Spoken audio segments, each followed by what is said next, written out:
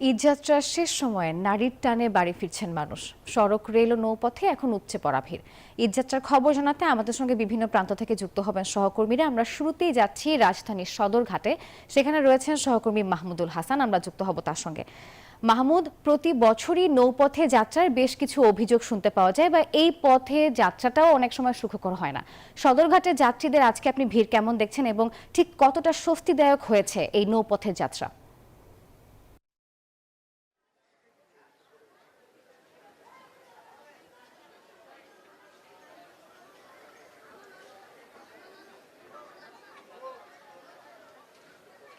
জি নাফিসা, আপনি যেমনটি বলছিলেন, আসলে সদরঘাটের লঞ্চ যাত্রা নিয়ে বিভিন্ন রকম সময়ে বিভিন্ন রকম অভিযোগ এবং বিভিন্ন রকম কথাবার্তা থাকলেও সেই কথাবার্তা এবং অভিযোগ, তাদের যত রকম অভিযোগ ছিল সব কিছু কাটিয়ে এবার কিন্তু ঈদযাত্রায় লঞ্চের যে যাত্রা সেটাতে কিন্তু অনেকটা স্বস্তি এনে দিয়েছে।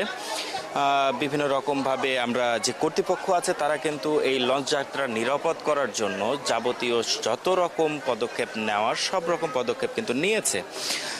আমরা বিভিন্ন রকম যাত্রীর সাথে কথা বলেছি, তারা কিন্তু আমাদেরকে জানিয়েছেন যে স্বস্তিদায়ক এবং যত রকম হয়রানিমূলক বিষয় ছিল বিগত বছরগুলোতে সেই হয়রানি কিন্তু এইবার তাদের হতে হয়নি, এবং তাদের কেবিন থেকে সিটিং সার্ভিস সব কিছুতেই আসলে বাড়তি ভাড়া নেওয়ার কোনো অভিযোগ আমরা এখন পর্যন্ত পাইনি। বিআইডব্লিউটিএ থেকে শুরু করে তারপরে র্যাব, প্রশাসনের অন্যান্য কর্মকর্তা কর্মচারীরা যেমন ফায়ার সার্ভিস, সেনাবাহিনী, পুলিশ সবাই কিন্তু এখানে টহল দিচ্ছেন কিছু কিছু সময় পর পর, যেন কোনো রকম অনাকাঙ্ক্ষিত ঘটনা যেন না ঘটে, কেউ যেন অনাকাঙ্ক্ষিত ঘটনা সৃষ্টিও করতে না পারে। আসলে সতর্ক অবস্থানে আছেন আইন শৃঙ্খলা রক্ষাকারী বাহিনী, এবং আমাদের এই যে ঈদযাত্রার শেষ দিন আসলে যেটা মালিক পক্ষের লোকজন আমাদেরকে জানাচ্ছিলেন যে আসলে লঞ্চ যাত্রায় অনেকটা ভাটা পড়েছে।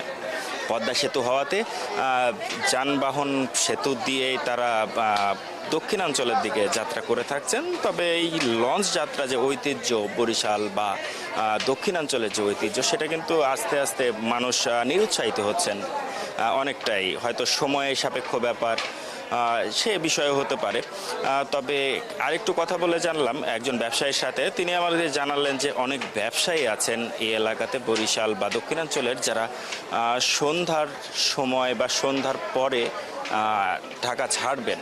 আর আমরা এখানে কর্তৃপক্ষের সাথে আরেকটু বিষয় জানার চেষ্টা করেছি যে আসলে বরিশালের লঞ্চগুলো কখন ছাড়তে পারে বা কখন ছেড়ে যেতে পারে।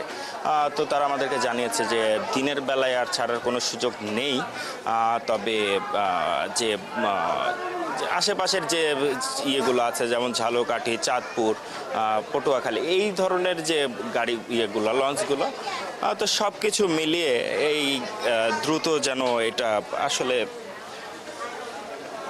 দ্রুত শেষ হবে এই ঈদযাত্রা, এবং যারা আসলে যেতে চাচ্ছেন তারা যেন সুষ্ঠুভাবে পৌঁছাতে পারেন, এই জন্য সব রকম প্রস্তুতি নিয়ে রেখেছেন কর্তৃপক্ষ, আমাদেরকে এমনটাই জানিয়েছেন। আসলে সদরঘাটের যে ঈদযাত্রার যে তথ্য ছিল, আমার কাছে এটাই ছিল আসলে সর্বশেষ দিন। এবং এই মুহূর্তে হানিফ ফ্লাইওভারের উপরে রয়েছে, যেই জায়গাটি হচ্ছে এই দিকে যাওয়ার ক্ষেত্রে, দক্ষিণবঙ্গে যাওয়ার ক্ষেত্রে চট্টগ্রাম বলি এবং খুলনা বরিশাল এক্সপ্রেসওয়ে, খুলনা বরিশাল হয়ে যাওয়া বলি, এই দিকটিতে আসলে এই হানিফ ফ্লাইওভার হচ্ছে গুরুত্বপূর্ণ পয়েন্ট, যেটি যাত্রাবাড়ি এবং সায়দাবাদ হয়ে কানেক্ট করেছে এই দুটি গুরুত্বপূর্ণ অঞ্চলকে। এই কয়েকটি 21টি জেলা দক্ষিণবঙ্গের এবং এই চট্টগ্রাম এবং সিলেটের যাওয়ার ক্ষেত্রেও এই সড়কটি কিন্তু গুরুত্বপূর্ণভাবে ব্যবহৃত হয়।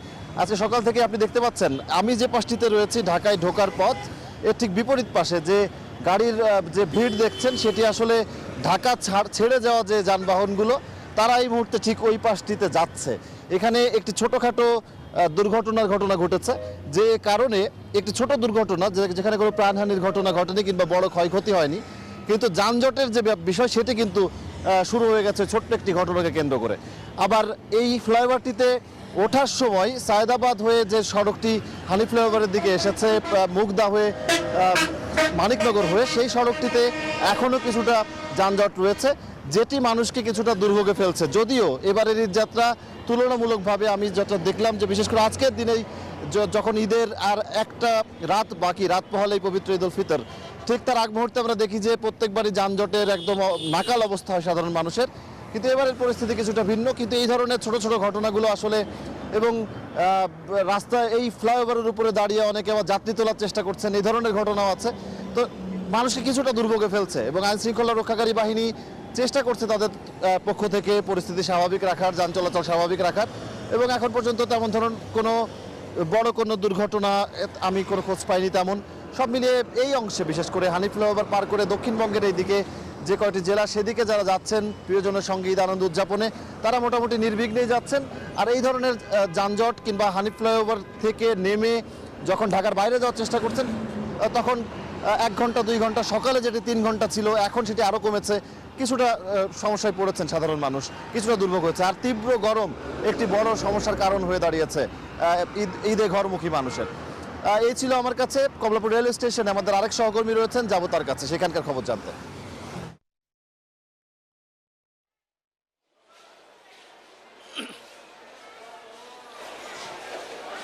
জি সজল দাস, আপনাকে ধন্যবাদ। আপনি যেমনটি বলছিলেন যে আপনার সড়কে কিছুটা ছোট দুর্ঘটনাকে কেন্দ্র করে দুর্ভোগ বাড়ছে বা নানান কিছু, কিন্তু আমি যে আছি কমলাপুর রেলওয়ে স্টেশনে, এখানে কোনো রকম দুর্ভোগ, হয়রানি বা অস্বস্তিতে যাত্রী নেই। যাত্রীরা স্বস্তির সঙ্গে ঢাকা ছাড়ছেন ট্রেনের ঈদযাত্রা। এবার ট্রেনের আমি সকাল থেকেই বলে আসছি যে এবছর ট্রেনের যে ঈদযাত্রাটা সেটা বেশ স্বস্তিদায়ক। এখানে যত বেলা বাড়ছে অত কমলাপুর রেলওয়ে স্টেশনে কিন্তু ঘরমুখ মানুষের যাত্রীর চাপটাও বাড়ছে। আমরা এখন যে দেখতে পাচ্ছি চাপটাও বাড়ছে, প্রতি কয়েক মিনিট পর পর কিন্তু ট্রেন ছেড়ে যাচ্ছে। সকাল থেকে এখন পর্যন্ত 24টা ট্রেন ছেড়ে গেছে, কোনো বিলম্ব ছাড়াই ট্রেন ছেড়ে গেছে। অর্থাৎ শিডিউল বিপর্যয়, যেটা ট্রেনের সঙ্গে খুব একটা ওতপ্রোতভাবে জড়িত শিডিউল বিপর্যয়, সেটা এবছর নাই। পুরো শিডিউল বিপর্যয়হীনভাবেই কিন্তু চলছে এই ট্রেন যাত্রাটা। মানুষ খুব স্বস্তির সঙ্গেই যাত্রা করছে এবং এর আগে এটা আইন শৃঙ্খলা বাহিনী খুব তৎপর আছে। কিছুক্ষণ আগে কিন্তু প্রায় কয়েক ঘন্টা আগে স্বরাষ্ট্র উপদেষ্টা এটা পরিদর্শন করে গেছে। র্যাব টহল দিচ্ছেন, পুলিশ দিচ্ছেন, এছাড়া মোবাইল কোর্ট বসছে আমরা দেখছি আর কি। অর্থাৎ কোনো রকম যেন এখানে অপ্রীতিকর কোনো ঘটনা না ঘটতে পারে সে বিষয়ে যথেষ্ট সচেতন আছে এখানে কর্তৃপক্ষ বা প্রশাসন। এই কমলাপুর রেল স্টেশনে এখন যে যাত্রীরা আছেন তারা সবাই এই ট্রেনে করেই যাবেন এবং এবছর যে ট্রেনের যাত্রীরা বলছেন তারা ব্যাপক খুশি, বেশ স্বস্তির সাথে যাচ্ছেন। এবং রেলের ডিজি আমাদেরকে বলেছেন যে শুধু ঢাকা ছাড়াই না, ঢাকা ঈদ উদযাপন শেষে নিজ গ্রাম থেকে ঢাকায়ও আসবেন, কিন্তু বেশ স্বস্তি এবং আরামদায়কভাবে খুব আরামসেই আসতে পারবেন, সে ব্যবস্থাও কিন্তু তারা করেছেন।